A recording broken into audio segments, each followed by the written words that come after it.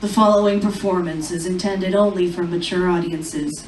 It contains full frontal nudity, coarse language, and graphic discussions about the human body. Viewer discretion is advised. First, there was Boobies Make Me Smile. Then, there was Nipples Make Me Smile. Now, there's Nude Attraction.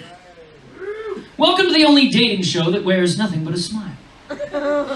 Let's face it, when it comes to looking for love, it's rough out there. We like to start off where a good date usually ends, in the nude. We've all caught ourselves doom scrolling through the local escort pages, looking for somebody to love. But we think that we have a more instinctive way to find someone. Tonight, a cocktail waitress from Delmont and a retail manager from Lower Burl are stripping bare to attract the perfect partner. When we're entirely unfiltered, what do people find the most attractive? Let's start out by dating in reverse. Welcome to Nude Attraction! In this pod, I have a brave nude singleton. We will see if she will be picked to go on a date. But who is doing the choosing?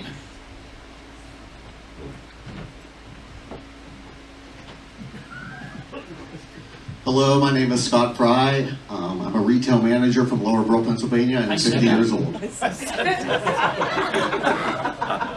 Well, when it comes to choosing a girlfriend, I just make all the wrong moves. My relationship history isn't amazing. Things just never seem to work out. And my job doesn't help either. Because it always seems like the girl doesn't even want me to have a job. They never want to go out to eat either.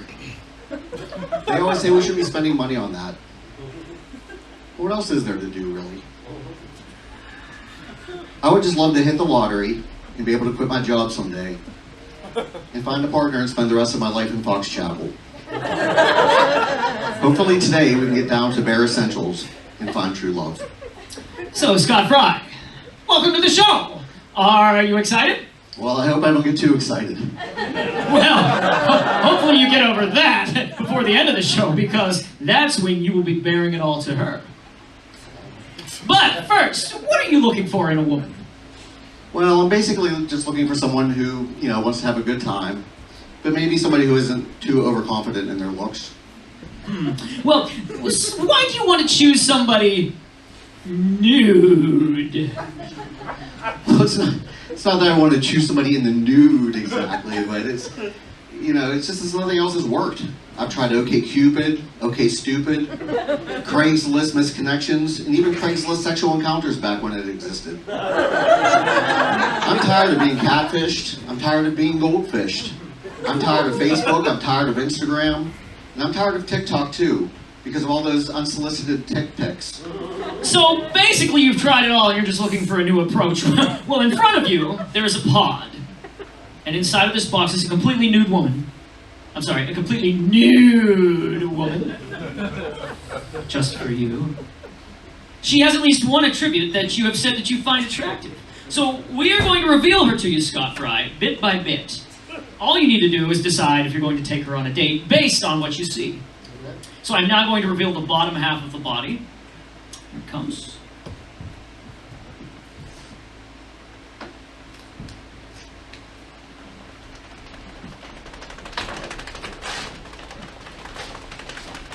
Okay.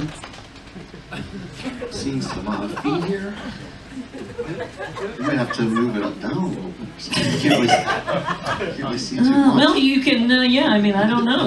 We can, let me see. Maybe we should remove this part too. Yeah, maybe we're going to have to remove the second part as well to be able to actually see what we need to see here. Oh, yes, of course, Scott. Here we go. There you go. Now, don't forget, you can get up as close and personal as you want. I'm supposed to be touching. Take it all in. Take it all in. So tell me, Scott Brock, what is it that you like so much? Is this the style of vagina that you prefer? I mean, any vagina is a good vagina, if you know what I mean. But No, I guess I prefer like more of an innie than an outie, I guess, if that's okay to say.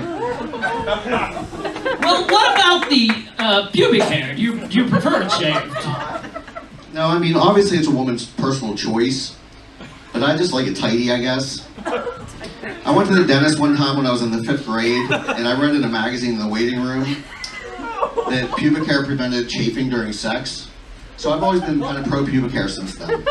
I see. Well, what about leg hair? I think I see a little light leg hair here. Well, actually, I'm totally into light leg hair.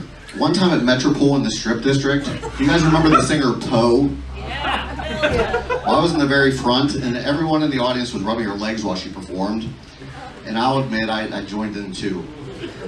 But then she reached down and held my hand for the rest of the song, and ever since then I've been totally into light leg hair. Well, what about the feet, Scott Fryer? Are you a feet person?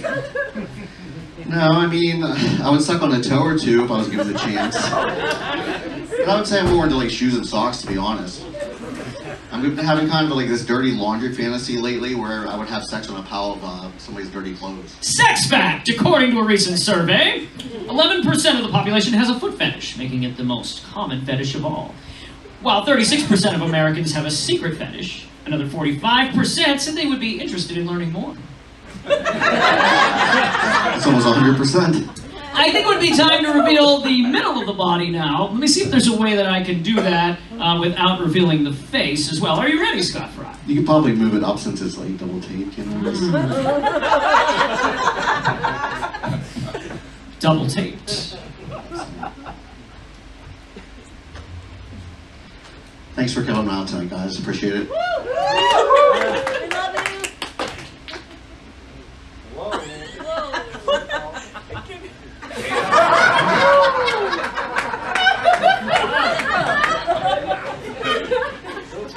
Well, I have now revealed the chest area, so Scott Fry, what do you think of those? A little behind here. That's back here, Scott. I've seen on other episodes of the show that they always say that a handful is, you know, like a waist. Which when they say that, it sounds More kind of than a disgusting, you know? But it is kind of true. They also say in France that a perfect breast fits in a champagne glass. Which also, I always thought that, you know, statement sounded disgusting. But it is kind of true. Well, Scott, what about the nipple piercings? Do you prefer the pierced nipples? No, not really. I mean, once again, it's a personal choice, but I like to get a good suck on a breast without worrying about ripping out somebody's piercing and not having any H2O spray or jojoba oil like if I am on the whole out. Well, Scott, Fry, it's time to reveal her face. Are you ready?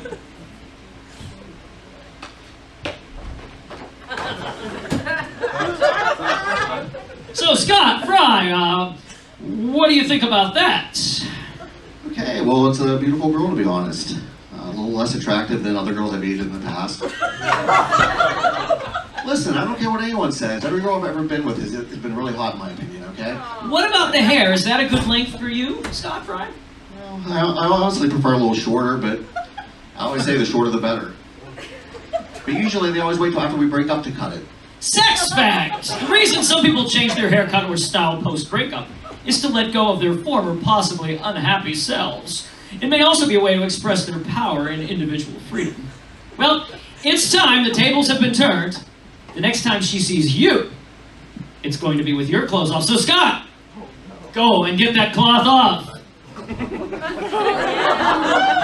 Yes, Scott. Well, unfortunately, we're out of time for this evening, so we'll have to conclude this at the next variety show where we will find out if it's a match. But thank you, everyone, for watching Nude Attraction!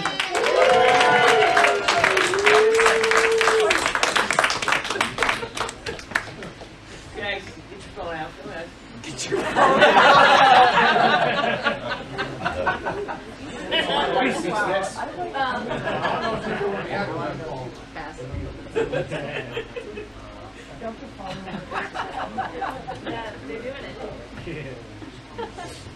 All right, my career is ruined now.